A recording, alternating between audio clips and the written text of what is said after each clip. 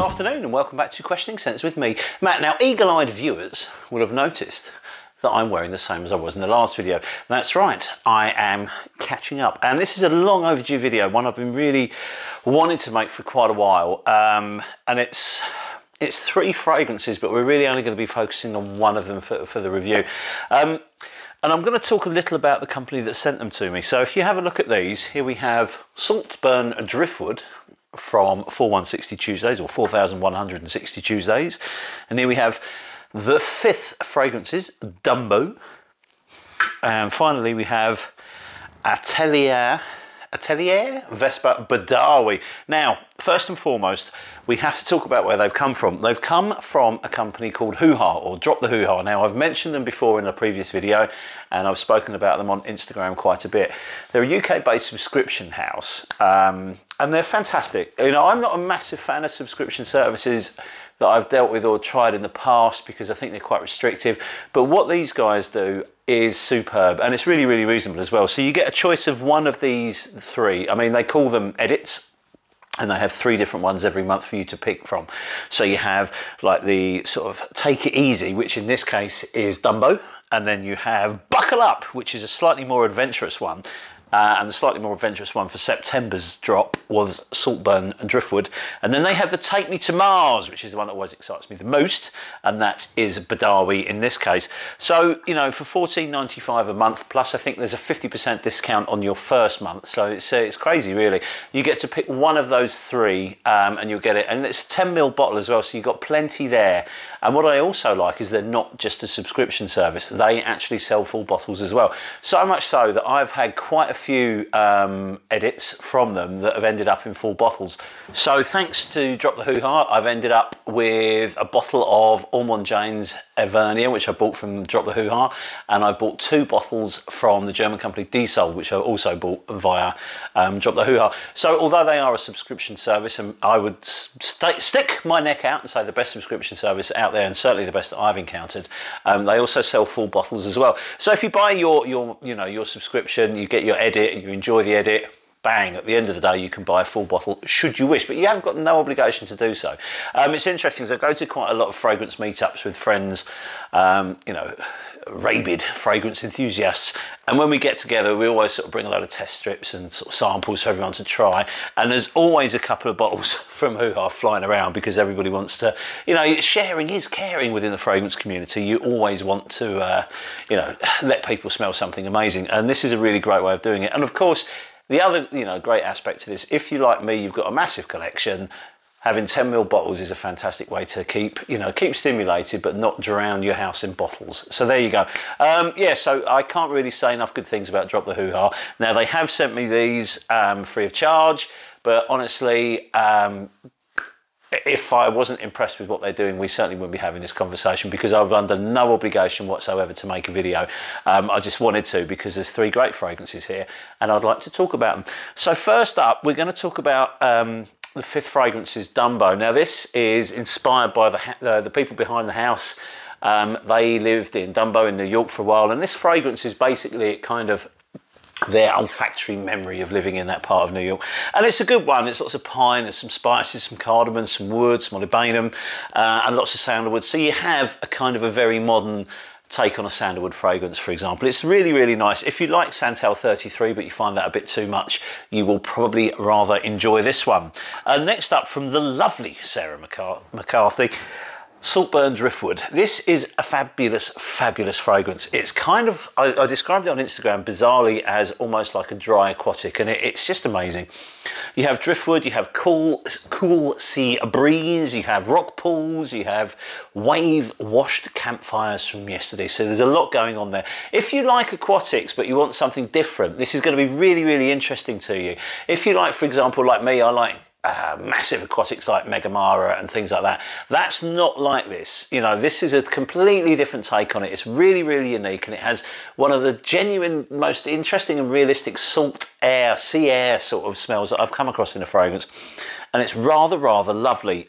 Really, really highly recommended. But the one this time that absolutely stole my heart is Badawi. So this is what we're going to be talking about today, and this is one that I'm absolutely obsessed with. So what we'll do is we'll go through the notes. I'm going to put some on a test strip because obviously I'm wearing something else at the moment, and we'll talk a little bit more about this particular fragrance. So we're going to talk now about Atelier Vesper Badawi. Now, this is really, really cool. What I love about this is when a fragrance house absolutely lets themselves go and uses the most interesting materials they can find, and just to try and make something unique and exotic, and that's what they've done here.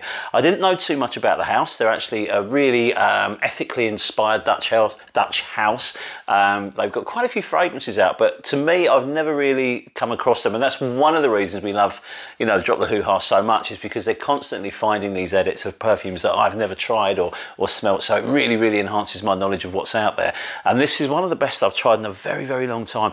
It's such a unique and interesting, almost like desert-like, spicy adventure. And I'm going to put some on a test strip now, but it changes quite a lot, so we're only really going to have the opening, but I've worn it quite a few times around the house, and only once to work. But God, it's such a lovely experience.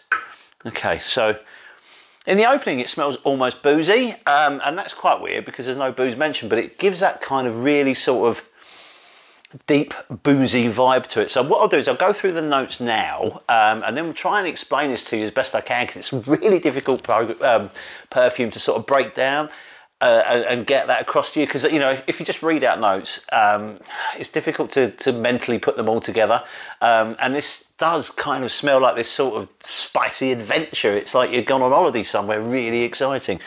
So at the top you have cardamom, then you have pink pepper, you have ylang ylang, you have immortelle, you have benzoin, you have Nirvana, you have tobacco, you have patchouli, you have white oud, you have cedar, and that's pretty much it. There's some musk in here as well, there must be.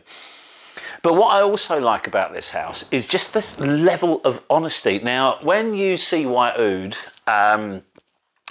white oud's not really an oud, it's something called boya.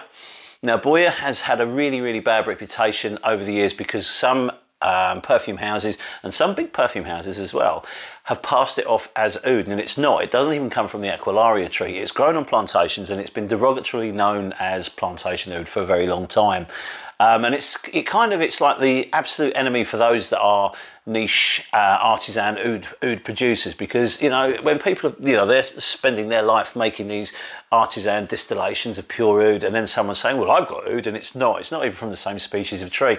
It's really annoying. But what Atelier Vesper have done is they're clarifying that. They're using it as a cheaper alternative to oud, which boya is, and they're putting some other materials around it to give this kind of oudy like smell, but they're not trying to kid you. They're not trying to hoodwink you. They're not letting you know that they're not lying to you and saying, it's full of real oud, when it's not. It's this boya, and it smells great in this. So you have this really peppery opening, and then under that you've got these florals, and the immortelle is really, really important, because immortelle can come across as very, very different.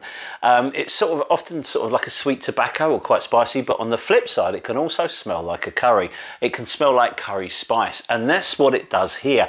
But it's not bogging, it's not BO like or anything like that. It doesn't make you think, oh, unwashed, or a boozy night and you're sweating out the curry from the next day, or you're somewhere hot and people have been eating lots of spicy food and all you can smell is this sort of human odour with spice in it. It's not like that at all. What it does is this boozy opening, this sweet boozy opening, I don't know where the booze is coming from, is mainly created by the ylang ylang that gives that sweetness. And what the immortelle does is it kind of comes across everything with like a savoury blanket and just slows it all down and calms it all down and stops it becoming too sweet. Benzoin to me is often very sweet, and again, the immortelle works perfectly well. And obviously you've got the tobacco, you've got the patchouli, yep, and you have got the musk, which kind of gives everything quite an uplift. The other really, really interesting material in this is one that my good friend Sean Mayer of Mayer Olfactive uses quite a lot, and that's Nirvana. Now, Nirvana is a really, really interesting material because it's quite a fruity, I suppose it's a herb or a plant, and it has fruity elements, but Nirvana's got some sort of alchemy going on with it. It's one of these materials that if it's used in enough quantity will change the smell of a fragrance. and this is what I'm trying to get across to you. If there's a fragrance that's got a lot of Nirvana in it, it will smell on me different to it will smell on you. The fragrance reacts with you, the material reacts with your skin to give you something more of a unique profile. So if you've got a fragrance that's got lots of Nirvana in it, it's going to smell different on everybody else, which I find really, really interesting. Now, I don't know the breakdown of the fragrance. I don't know how much of one material has been used, so I don't know how much Nirvana's in it, but you do get this kind of interesting sort of herbal fruitiness, should I say. It's a really lovely perfume to wear. It makes you feel good. Now, what I would say is when you're wearing Badawi, it's an intimate fragrance, okay? It's not a room filler. It's not a beast mode kind of fragrance. It's one for you to enjoy. When I've worn it, it kind of takes you on your own little journey. It's one that you can easily get lost thinking about whilst you're doing something quite mundane. Some days when I've been at work, or the day I've been at work when I've been wearing it, I've kind of spent most of my shift in a daydream, kind of smelling myself and thinking, wow, what's coming next? And it's that kind of captivating magic within this little bottle that makes me love it so much.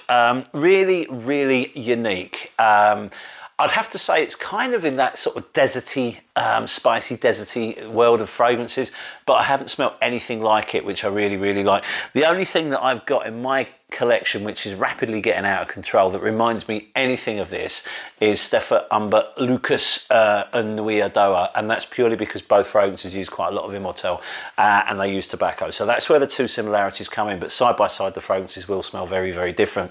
Nui Adoa is much, much sweeter and it's a much sort of bigger hitting fragrance, whereas this is a much more delicate kind of individual sort of perfume. So, you know, this was my pick of the three, but it might not be the pick of your three. So it's always good to have a look at the notes in these and then see what you think. And then, as I say, you know, if you've enjoyed your 10ml enough, you can buy a bottle, or if not, just keep it and then come back to it. I'm not sure how long they stock these bottles for. I'm assuming that you can get them when you need them.